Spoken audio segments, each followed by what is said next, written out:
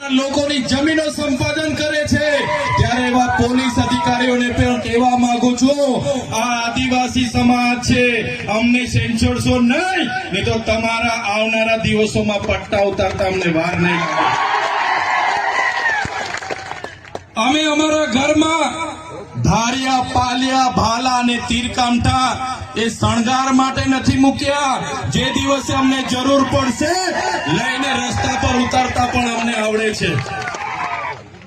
અમારા આદિવાસીઓની જમીન છીનવાશે, અમારી બેટીઓ સાથે અત્યાચાર થશે, અમારા યુવાનો સાથે અત્યાચાર થશે કે જંગલ ખાતાના અધિકારીઓ અહીંયા આવીને લાઠીચાર્જ કરશે, તે દિવસે અમે તીરકામઠા, ભાલિયા, પાલા લઈને રસ્તા પર ઉતરતા અમને વાર નહીં લાગે।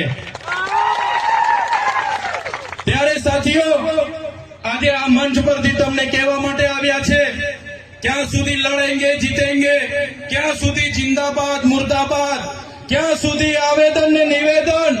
હવે આપણે આ સરકારોને પૂછી લેવાનું છે, આ ભાજપની સરકારના નેતાઓને પૂછી લેવાનું છે, અમારો વિકાસ કરવા માંગો છો કે નહીં?